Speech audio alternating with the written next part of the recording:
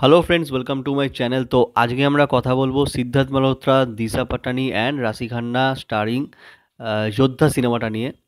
তো বস, ফার্স্টেই বলি, এই ধরনের সিনেমা যদি বিজনেস না করে না, যদি বক্স অফিসে একটা মানে দারুণ পরিমাণে একটা বক্স অফিস জেনারেট না করে, আর লোক যদি দেখতেও না যায় সেরকমভাবে, তাহলে এটা খুব খারাপ লাগে। পার্সোনালি আমার খুব খারাপ লাগে।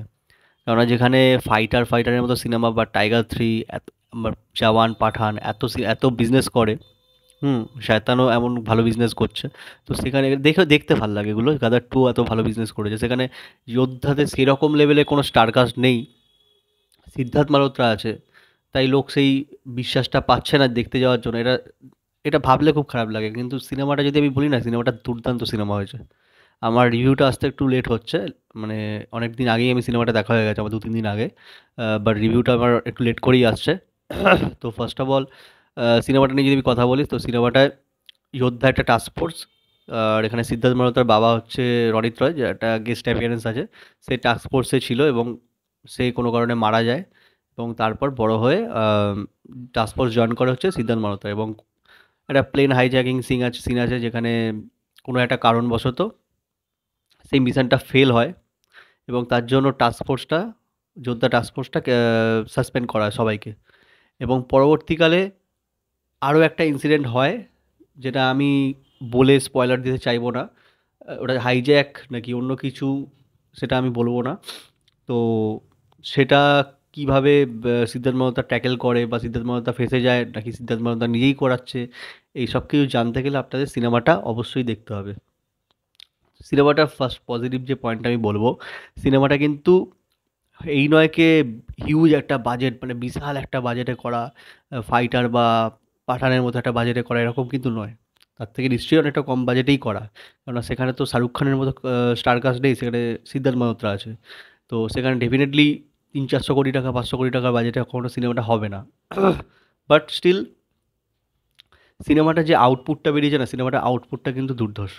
সিনেমাটার আউটপুটটা খুবই সুন্দর হয়েছে, কেননা এখানে অ্যাকশানগুলো এত সুন্দরভাবে ডিজাইন করা হয়েছে, আর সিদ্ধার্থ মালহোত্রা অ্যাকশান এত ভালোভাবে এক্সিকিউট করেছে এই সিনেমাটার মধ্যে। শুধু সিদ্ধার্থ মালহোত্রাই নয়, বাকি যারা যারা অ্যাকশান করেছে আমি নাম বলবো না, বেশ ভালো দেখতে হয়েছে, বেশ ভালো, দারুণ দেখতে লাগছে।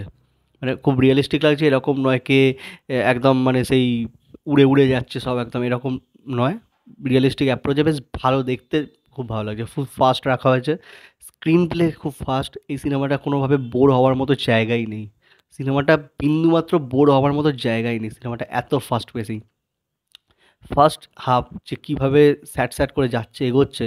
আর সবথেকে মেন যে ব্যাপারটা হচ্ছে কি, এটা কোনো জায়গায় বোর তো করছে না। ফার্স্ট অফ অল ইন্টারভেল পয়েন্টটা এমন একটা টুইস্ট আসে, হুম, মানে যেটা হট করে মানে দেখতে খুব ভালো লাগে।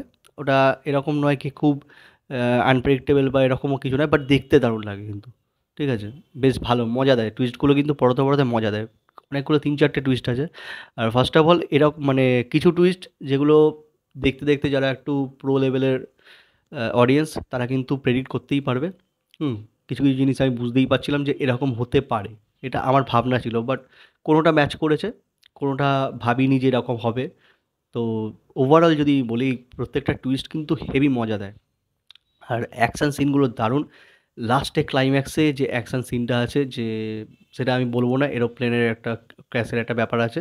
তো ওটা কাকে টার্গেট করছে বা কী, আহ, মানে অ্যাকশনটা কেমন হয়, কোথায় যাচ্ছে জিনিসটা, আর কীভাবে শেষ হচ্ছে, এটা কিন্তু মানে দুর্দান্ত একটা গুজবাম্প ফিলিং দিচ্ছিল। মানে এজ অফ দ্য সিট, একদম যে বলে না cinema edge of the seat thriller, এটা হচ্ছে কিন্তু মানে একটা এক্সাম্পল।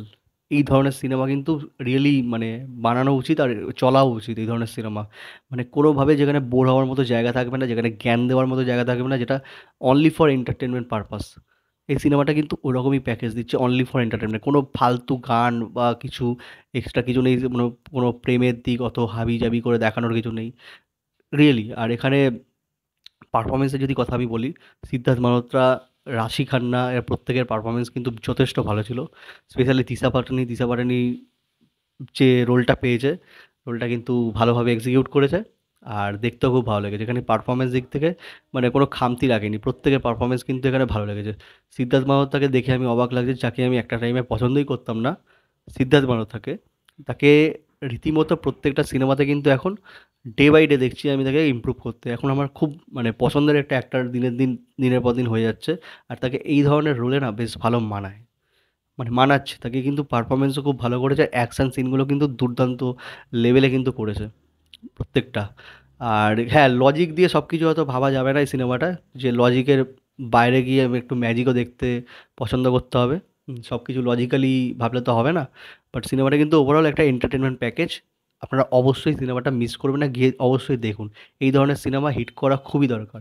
কারণ বলিউডে সিদ্ধার্থ আনন্দ যেমন একটা ভালো ডিরেক্টর, এরা কিন্তু ওরকম টাইপেরই আমার ডেফিনেটলি আমার মনে হচ্ছে যেন এরা কিন্তু ওর হয়তো মানে কি বলবো শিষ্য নাকি আমি জানি না। আর এখানে আরেকটা কথা যেটা বললেই নয়, সেটা হচ্ছে শাহরুখ খানকে বিভিন্ন রকমভাবে হোমাজ দেওয়া হয়েছে। সেটা কিভাবে, সেটা আপনারা দেখলেই বুঝতে পারবেন, সেটা আমি বলে স্পয়লার দেবো না। তো ওভারঅল ভিডিওটা যদি ভালো লাগে তাহলে চ্যানেলটাকে সাবস্ক্রাইব করো, সিনেমাটাকে অবশ্যই দেখো, আর ভিডিওটাকে লাইকও করো। Thank you.